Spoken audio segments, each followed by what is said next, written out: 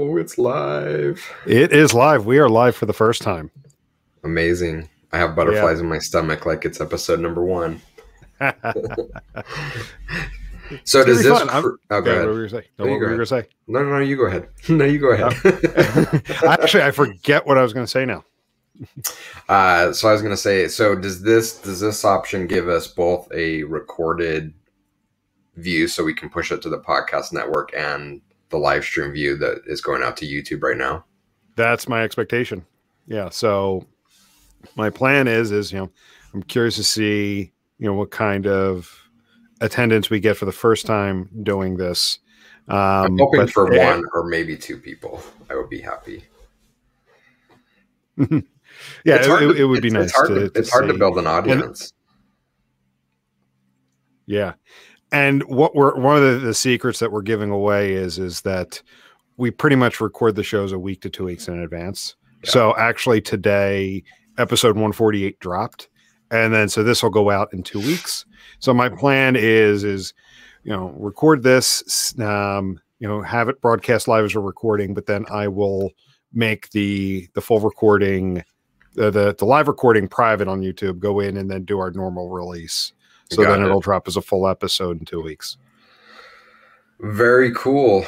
Yeah, it's stressful to try to do these week over week and continue to hit our schedule. It's one of the things we talked about when we started talking about doing a podcast, was like, we can do this. Although, to be fair, so this is 149 episodes ago when we were talking about this, no one believed that this was going to happen. Like, we'll hit 1 or 2 episodes and we'll call it quits. But Jim has been very dedicated to making this happen. And I think one of the things we learned very early on is we have to do this consistently or else it's not going to work. And so having that backlog of a couple episodes, I think for the most part, we've hit almost every week where we've recorded new content, but there's been some weeks where either we were off or just overwhelmed with other things that we're like, let's take one out of the savings account because it's just overwhelming this week. But so far we've stuck to the consistency pretty well.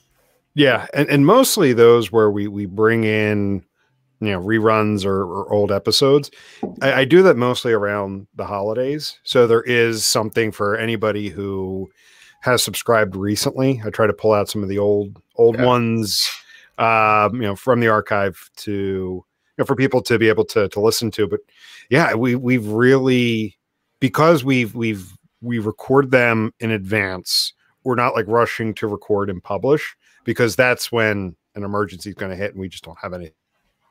Yeah. Go out. And that's the one. You are totally. And it's me. And you are totally. What do the kids say? It's laggy. Oh, Jen's here. Hey, Jen. Yeah. Hey, Jen. Do you actually want to? I love that. Jump in? I know I asked you last minute yesterday. Let me know and I'll send you the link. Yeah, that's one of the cool things about the comments here is I could post them up so everyone can see them. So it comes into StreamYard and you're able to moderate and then push comments to the view? Yes. Oh, okay, that's pretty cool. So it just popped in, and yeah, and right now I've got a little counter here. We got 4 people watching. Hey, that's double what I was hoping for. Oh, there's Jason. Fantastic. So I'm interested. That's pretty cool. You're on it. You're having to be host, manage the comments, and talk all at the same time. That's a challenge. So my question to you, 150 episodes in, I guess 2-part question. How have you seen what we've been creating change over that timeline? Hey, Michael, welcome. And what have you learned from episode 1 to episode 150? The thing that's changed is I think we found our flow. I remember us recording the first couple ones, and I think we've touched on this a bit in the past. But one of the things where this came from, it was just a wild ass idea that I came up with one day after just conversations with you and John Narong. And I'm like, dude, if we record this, there's got to be someone who's going to listen. Maybe we can get 10 downloads an episode. But you know what? For shits and giggles, let's record it and see what happens. And I remember us sitting down to record those first couple episodes. It was before we had video like this, so we can at least see each other. Yeah. We were trying to be over polished, and we were stuttering, and we were jumping on top of each other. Like, we would step on each other's toes as we were trying to reply and try to get the conversation going. And it definitely felt very stiff, very formal. It sometimes, like, it's kind of cringeworthy. You go back and listen to those first couple episodes, but we just had to get started. And I think that's where leading into the second part of the question is just get started and you'll find your flow. If you, like anything, if you wait for any kind of content that you're producing to be absolutely perfect. Now, I'm not talking half-ass. I'm not talking incomplete. I'm talking like, if you keep waiting for it to be absolutely perfect, you're never going to get it out. Yeah. If we waited until we had some of the tools we have today, the format, those kind of things, we would have never gotten started 3 years ago doing this. So, and then the other part of what I've learned is like, sometimes you just got to stop being so self-conscious. When I go back and kind of clean up the audio before we publish it, of course I hear myself, stammering over words, the filler words, and is one of my favorites as a filler word. So sometimes you just gotta get over it. And like, I'll record an episode, I'm like, man, like, I was all over the place today or something like that. And then someone come in and say, oh, that was great. And I'm like, maybe I am being a little too self-conscious. Yeah, it's true. And I've done that as well. As I've gone back and I've been going back and editing some of the more recent videos, pulling out smaller clips, and I'm noticing my filler words, and I say right a lot, and I say there's a couple words, and it just drives me crazy to hear those filler words over and over again. But I want to touch on the point that you brought up of just getting started, because it is so true. And I'm glad that some of those early episodes are very, very cringeworthy. Because it reminds me of my time at Omniture. Maybe Jen experienced this as well. I don't know if her and I have ever talked about this, but one of the things that I loved about Omniture is up where the executives sat, there was a hallway that was between the executives and a game room, and there were a bunch of copiers and things in there, but they had a wall that had a framed screenshot of the omniture.com homepage over time. And going back and looking at those first couple screenshots of what omniture.com looked like in the early days, it was like laughable how horrible and bad it was. It was just, to use your word, it was cringeworthy how bad it was. It looked like a website that I may have built in my BIS 140 class in college, where we had to build a personal website for an assignment. It was just bad. But I think a lot of our journeys are that way when we go back and look at how far we've come and the polish we put on things, as those first few iterations tend not to be the most beautiful. And definitely we would have changed things, but we never would have got to that point of knowing what was beautiful and what was cringeworthy if we hadn't just gotten started and gotten over that fear of having to be perfect when we put it out. And we've kind of gone through many iterations of that with the podcast. The video is relatively new. To your point, we've had it a while longer, but it was internal. We couldn't publish it out. And so that definitely helped up our game, in that we could see each other and kind of go off of visual cues. But adding video was another area where it's like, it's kind of scary for us. We're going to put ourselves out there and give you a behind the scenes of what it looks like to record the podcast. And then flash forward to today, as I started this out, saying, man, I have butterflies in my stomach like it's episode number 1, because this is the first time we're trying this new live feature, and it's probably not going to work great, and we're probably going to stumble over each other, and we're going to have lag. But that's how we improve, right? We kind of get over that fear and just go for it. Yeah. And like the folks that are watching, it's you're going to see some of the stuff that I go in and clean up before I actually put out the polished episode. Just as we trying to transition, and sometimes we have like the 30 seconds of dead air as we're trying to think of how we want to transition the topic. Yeah, for sure. I think we've gotten better though, but there have been some times where it's just kind of dead, and I'm kind of looking at you and it's like, Jim, are you going to say something? I don't know what to say next. So I guess I'm gonna kind of flip the script and flip the script. and interview you a bit on some of the things, because again, you've been the driving force behind making this go. You've owned it from booking guests to doing all the cleanup to the publishing and trying out these new features like going live. So I guess I'll start off with, what has been your most favorite episodes that we've recorded?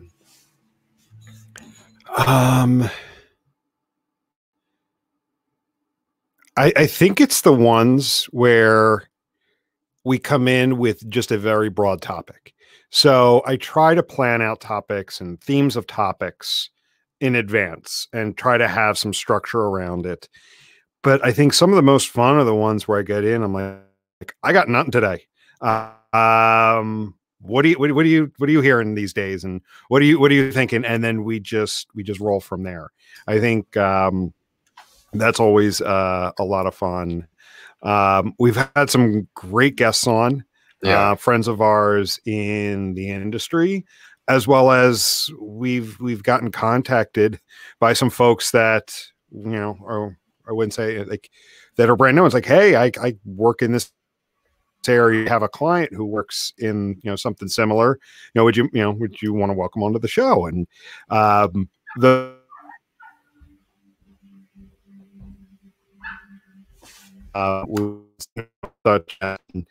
that one of those episodes where I just sat back and listened, and I thought it was great. So definitely recommend go check that one out. Yeah, I mean, the guests have been really interesting, and we've had, from an industry perspective, we've had a couple return guests that are asked back more and more. So I'm thinking of Jim Gordon and Evan LaPointe, who people are saying, can you have them back on the show more and more? I've loved having Stephen Marshall on from East Tennessee State. He's been an awesome guest multiple times on the podcast. And I've also loved that we've had these, what would you call these companies that are kind of reaching out and trying to schedule guests, like I guess maybe PR type of companies that are scheduling, right? They're scheduling on behalf of their clients. I think I was at first a little bit against it because it felt so different to how we would normally do it. It was uncomfortable. We felt much more comfortable talking to people in our networks that we already know. And it kind of fit the overall theme of the show, in that the idea was we didn't want to do it scripted. We didn't want to present our guests or ourselves with a list of pre-written questions, and we would come and do an interview style where it's very cold, and I'm going to ask you a question, you're going to respond, and I'm going to ask you the next question and respond. We wanted something very organic, and the thought we had is, if a few buddies were out at lunch talking shop and someone was just at the other table overhearing their conversation, what would they hear? And that's kind of the vision that we've had for the podcast, is we wanted it to be a conversation. We didn't want it overly polished, and we wanted it to be real. We wanted it to be authentic, which tends to reflect our culture. However, I will say that the guests that we've received have been amazing, because it's forced us, and again, a lot of what we've learned here is to go outside of our comfort zone. And it's forced us outside of the conversations that maybe are too recycled. And especially when you think about the digital analytics space, it's such a small space, and we tend to recycle speakers and conversations and guests over and over and over again. So you can go to any number of podcasts or blogs, and it's the same handful of people that tend to be appearing every time, bringing a lot of value for sure. Very interesting people to listen to and hear from for sure. But there's so many more voices out there to help us stretch our understanding and things that we're thinking about from a data perspective, from a business perspective. So, a handful of those guests that we had that would never have crossed our vision have been amazing to have on the podcast, and I've really enjoyed going back and listening to some of those, which I do. I'm a subscriber to our own podcast. It shows up in my podcast app, and I go back and re-listen to it, because it's amazing the things that I'm picking up going back and listening to it that I didn't pick up as you and I and our guests and others were in conversation. Mm-hmm. So a couple things there. So yes, there is totally these companies out there. They are podcast PR firms. So you retain them, and they go out and get you booked on podcasts. And that's where we've gotten several guests from that. And to your point about it being too rigid, too too much of like a staged interview. That's exactly one of the expectations I set up front when talking with potential guests. And there have been a few that don't want to take that route. And I've made it very clear. I'm not here to play gotcha journalism is the best term I can think of. I'm not here to surprise anybody, but also I don't want it too stuffy. And there have been guests that, or potential guests that, weren't necessarily interested in that format. And, we decided not to move forward with it. But yeah, so you totally have those kinds of agencies out there. And there's one in particular, Kitcaster. They've connected us with some really great guests, some really fun conversations. And as far as returning guests, you mentioned Stephen Marshall, and I've had this item on my list, and I'm trying to get it done. Is I want to plan a series of episodes around a topic he and I have been talking about offline. Him and his role at East Tennessee State University, and working with students and helping them get some experience while in college, and then kind of where a lot of us are at in our career is talking about how you gain that experience.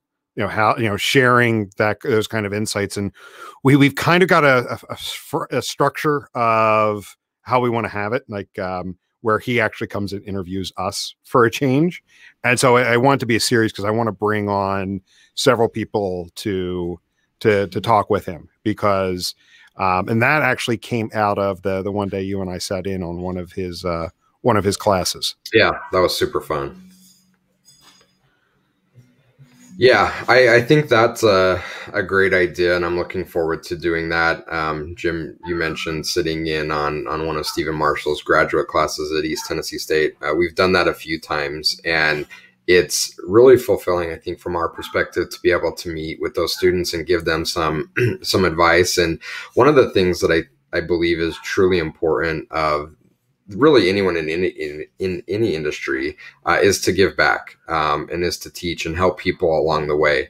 I'm not a fan of reaching different heights and kind of pinnacles in your career and then looking down and saying, "Hey, Jared, how's it going?" Thank you for joining and for your support and comments as we've been publishing content, Jared. It's much appreciated, and we definitely take notice of that. But going back to what I was saying, it's really important that we help others along that journey. I'm not a big fan of saying, "I got here, so now you got to get here by yourself," because none of us have got here by ourselves. As much as we may convince ourselves that we struggled through it and did it on our own, there's always people that have helped us along our journey. And I think it's our responsibility to help others that are entering in. And it's a huge gap we see right now at the university level to the professional level, saying, how do we bridge that gap? And a lot of the experience we have, a lot of the things that we can offer, we think, and maybe it's just me, but we've convinced ourselves like, it's not that valuable. Anyone can pick that up really quickly. And it's not true. Our really quickly is we've been doing this for 15 and 20 years, and what may seem novel to us or may seem not valuable to us is extremely valuable for students and those that are just entering the field. So, and again, I think that's true of any industry that you work in. It's important to give back. So I'm excited for the stuff that we've been doing with East Tennessee State and other universities. I've also been participating in a mentoring program here in Utah at the University of Utah with their graduate program, and have taken on some students to help mentor and get them into the field. To put a bit more structure behind that, I think is awesome, and something, again, that we all should be thinking about how we can help those students make that transition. So, yep. And so you actually gave me something, I guess, a good topic for us to really dive into now, specific to our industry. So on here, I've made mention several times that, like, when I made a career pivot about 12 years ago from one industry into digital analytics, the stuff that you had published, Jen had published, Ben Gaines had published at that time was really that helped me kind of get my start and get moving. When you kind of moved in, because I know you said you were developer at first, was there anybody that you kind of looked to as far as the digital analytics space as far as guidance as you were getting started in that Oh particular area? man. So I got my start 2004, 5 ish, and I graduated, um, and I think I threw this out on Twitter the other day that every time I talk about my experience, it makes me feel very self conscious and old because all these kids I'm interacting with on Twitter are like 22 and 24 years old, and like, and I'll throw something out there and they'll laugh and they'll say I was 3 years old at that time, and I'm like, sigh. I'm the old guy in the room now. So I graduated in '99, and I took a job as a software engineer, which I worked at for 5-ish or so years. I was unceremoniously fired from that job and ended up landing at Omniture, and that was my introduction to the analytics space. At that time, there was not a lot of written blog content. There was not a lot of leadership. The leadership that I can remember was primarily Eric Peterson at the time that was the most vocal talking about the space. But from an introduction and trying to get my feet wet, it was really the folks at Omniture that helped make that transition smooth for me. And the one person that I would call out is Brett Gunderson, who I believe is still at Adobe in product management. He was instrumental in helping me make this transition from software engineer to working in analytics. I was a scared kid at the time. In fact, I remember, and I landed in consulting at Omniture. I remember the very first kickoff call I had to do with a client. I was sick to my stomach. I wanted to throw up. Like, I can't do this. And, the morning before the call in the afternoon, I went to Brett and said, okay, you have to call me and you have to pretend like you're the client and we have to do this as like a practice run. And I remember him doing it and like helping me through it. And so I'm very grateful to Brett and so many people at Omniture during the early years, for helping me get my start. And in those early years, as much as Eric and I disagreed a lot, was very grateful for his voice, especially in the early 2000s, because there just wasn't a lot of people in our little niche industry talking about the space. So getting to learn from him was very valuable. And I think over the years, we've developed somewhat of a good friendship between the two of us. So those are the two people that I would call out. Over time, as more and more content started being created and published, there are so many names that if I started listing them, I'm sure I would absolutely leave off amazing people that have created content that have helped me over the years. So I would hesitate to put together a who's who list because there's just been so many amazing people that have just gratefully like used their time to help the industry move forward. So what about you? You mentioned Ben Gaines, you mentioned Jen. Yeah. You made a transition at a time where there's actually quite a lot of kind of leadership and content being created in the space. Yeah. And that's actually one of the things it was kind of by accident I got into digital analytics. So prior to getting into this, I worked in financial software. So managing an implementation team for financial reporting software for investment companies. And then through two different moves, I ended up at an e-commerce platform retailer. And there was an opening to help with on the product side, to help with the actual adoption of the analytics partnership they had with Omniture at the time. And I'm like, well, kind of worked with data over here. Let's see how, I some of this should be, reusable to a degree. And obviously, there's, drastic differences as well. So one of the things that struck me as I really started to dig in and start to really research and learn it was how open the community was with sharing of information. Like, hey, I found this. You might find it useful too. Here's one way you can do this, which, coming from where I was before, believe it or not, that space is highly competitive. It's like, dear God, you got caught sharing findings with other people at other companies. That's grounds to be fired. Yeah, that's one of the things that I've loved the most about this industry is it is a very giving, caring community, and is open to share in more ways than one. And from a personal perspective, geez, I don't know how long ago this was, but one of the stories that I love the most about this industry is when I think it was my 35th birthday or 36th birthday that I donated to Charity Water, and the industry came together and we had a massive fundraiser and raised funds to build a couple wells in Africa, and it was all on the shoulders of folks in this industry trying to help make that happen. It was amazing.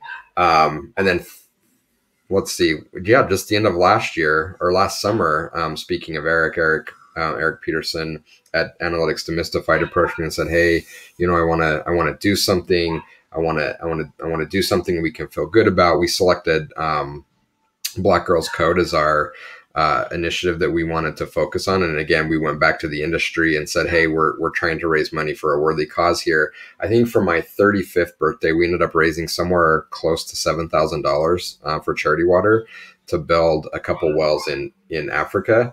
And then last year, between the effort that Eric and I kicked off, and with the help of everyone in the industry, we ended up raising over $50,000 for Black Girls Code, which was absolutely amazing. And again, I think it just speaks volumes of this industry as far as how giving and caring everyone is. And from a knowledge standpoint, it's the same reflection. They're just again, I would hate to even name names as far as people that are creating amazing content and helping give back. There's just so much good out there that people are creating and wanting to help others.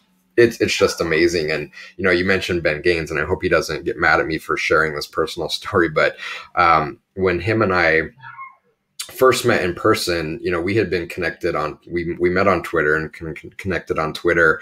And he was this was when he was running client care at, I guess, Omniture at the time, Omniture Care. And it was amazing how helpful he was. At that point in time, I was on the client side. And Jim, are you frozen or is it just me? I was on the client side, and I'm going to have to go check our YouTube stream now to see if I'm frozen.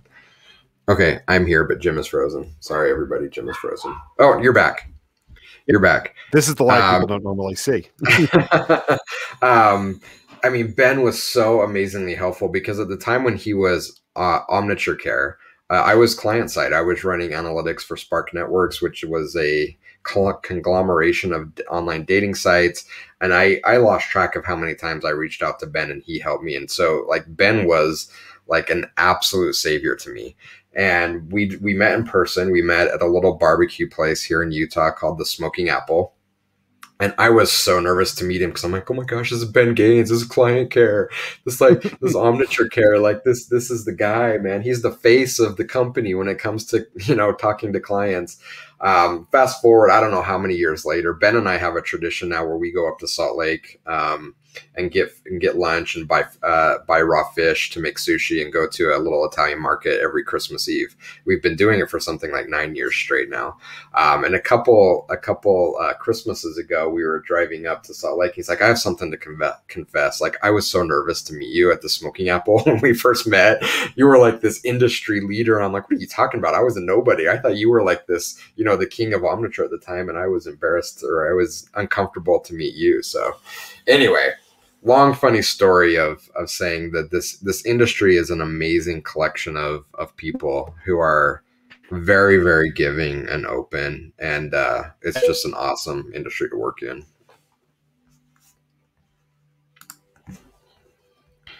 And I don't know why Jim is frozen all the time, but it's making it for a fun live stream.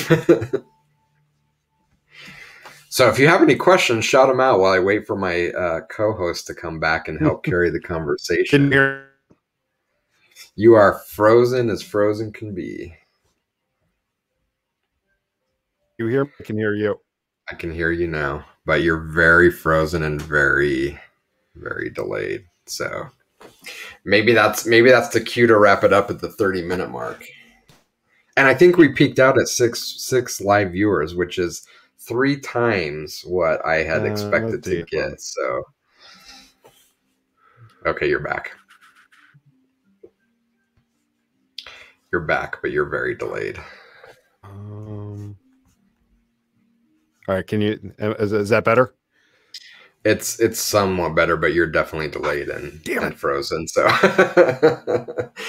hey, it's part of the learning process of doing something live. And while it hasn't been this challenging when we've recorded, there have been little hiccups along the way that Jim has had to go back and edit out of the conversation. So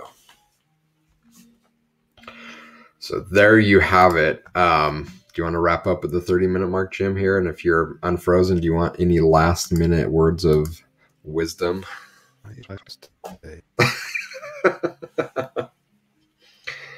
You're frozen, my friend.